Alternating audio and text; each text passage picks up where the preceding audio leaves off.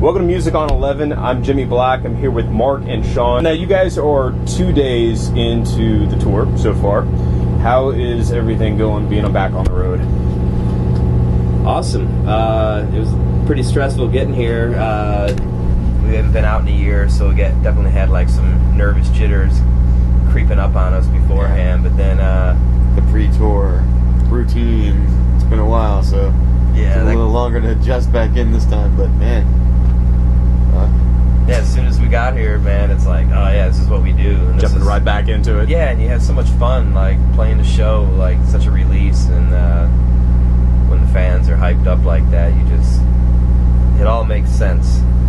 Now, the new album that I saw a couple teases about what the title might be. Have you guys released that just yet? Yep. Yes, we have. And it will be called? It's called Crown of Phantoms. I don't mean to laugh. But Crown of Phantoms? But yeah, after the video campaign that we just launched, now when I say that around you, I'm probably going to laugh just a little bit for a few times. But yeah, it's called Crown of Phantoms. And you guys have an Indiegogo page for fans to check different things out that you guys have set up. I saw that you guys had different tiers. Do you guys want to talk a little bit about what went into that and what you're trying to do for the fans? Yeah, it was a lot of planning. Basically, we learned about crowdfunding a couple years ago and wanted to figure out an interesting way that we could do something similar but have our own spin on it. So our thought was to make a creative video, which was really fun to make, and yeah, a lot of laughs doing that. We spent an entire a lot went into that, man. I mean, an entire day just going to Home Depot and Lowe's and buzzsaws and buying fucking masks and torture tools and fake blood.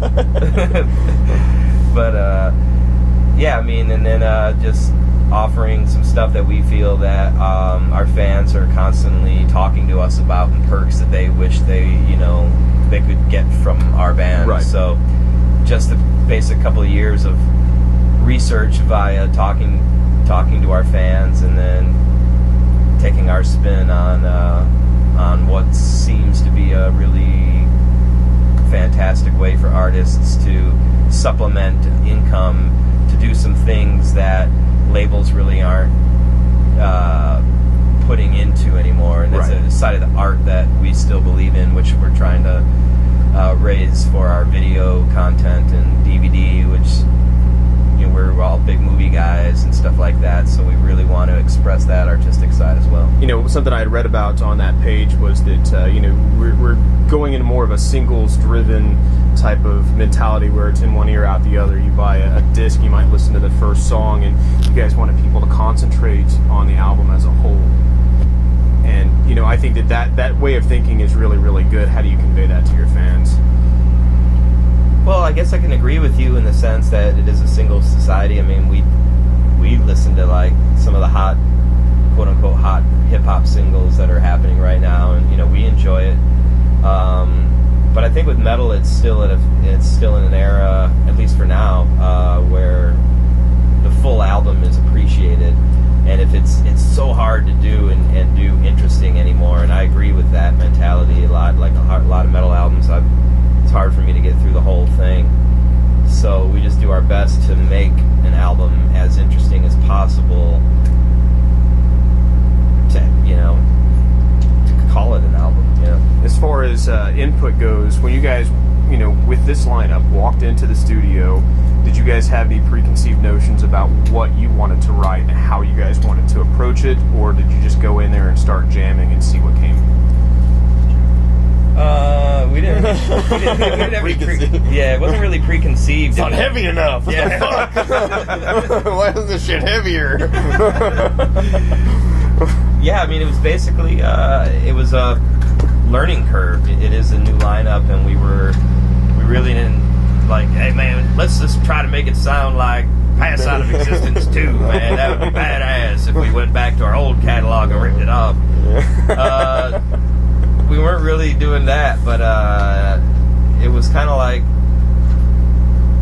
let's just start writing riffs and jamming and get in the studio together and see what happens. And all of a sudden we're like, yeah, Chimaira. Yeah, it sounds like Chimaira. So it was exciting. Now the lineup that you have now, how did you each member of the band that's in there now in the lineup, how did you meet them and how did those things come together?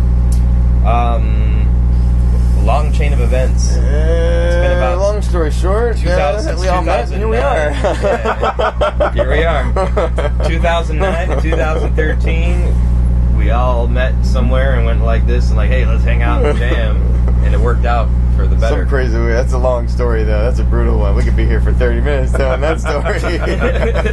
Glad we kind of shrunk it down. Yeah, shrunk it down. But, we all were in different bands. Now we're friends. Somehow we all kept in touch. And slowly but surely, it was a building process. And I guess, I remember sitting back 2 years ago just talking to Mark about what we were going to do next. And it's crazy to see it where it's come, man. And I have to say, the album...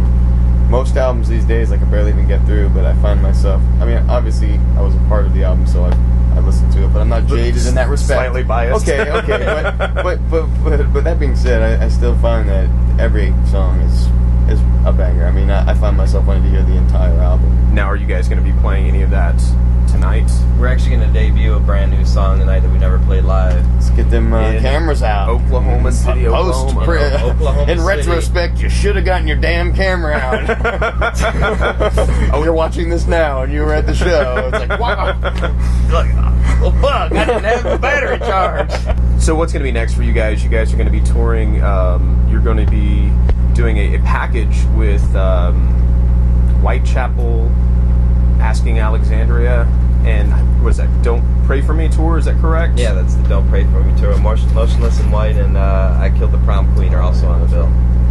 And what dates? When is that going to start? What's that going to take you through? That starts tomorrow, and we'll be on that run until the middle of May. Okay. And in between, we'll also be doing a few headline shows like tonight. Now, as far as the single that you're debuting tonight, what's the name of that song? All That's Left Is Blood. All That's Left Is Blood. Now, is that going to be the first single from the album that you guys are going to release? I don't know. We just feel like playing that one tonight. Yeah. It's heavy. Heavy for Oklahoma. And do you guys have an idea of the first song you guys are going to do a video for? No, not yet. I mean, we're working on all that stuff, but probably this one. Probably this one. Yeah. Okay.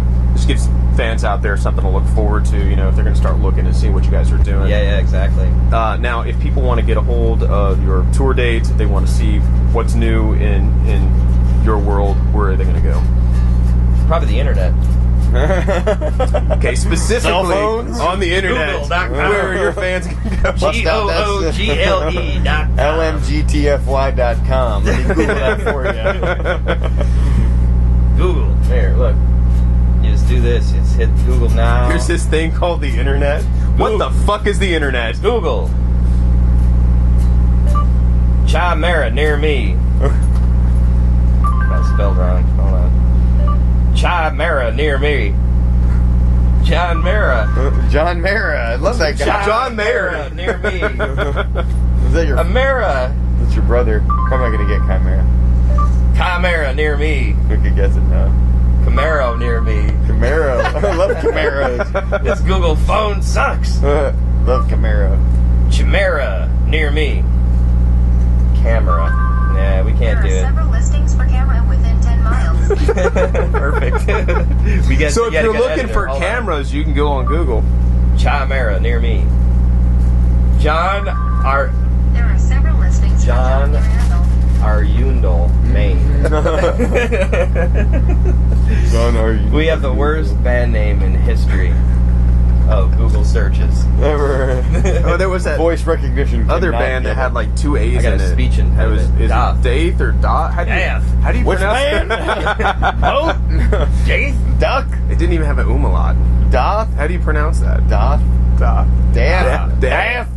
Damn. Y'all on that band, Dath.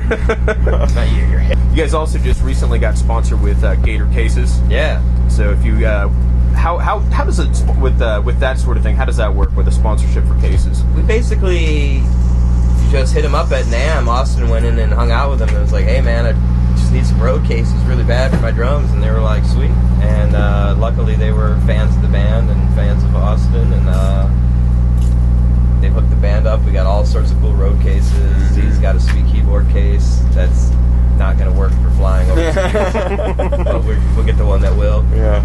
No, I mean, super awesome company, and I mean, road cases are extremely expensive, and to have an endorsement like that is huge. That's awesome.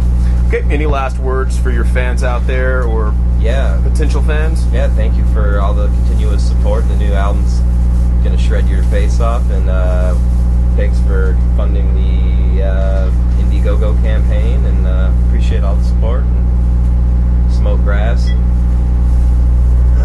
We can't forget our Oklahoma friend, Jerry Lowlight. Miss you, bud. Get back to the family. Jerry. Cigarette. Where is he? Just to Family say, hey, misses you, Jerry. brother. See ya. Keep it turned up to 11.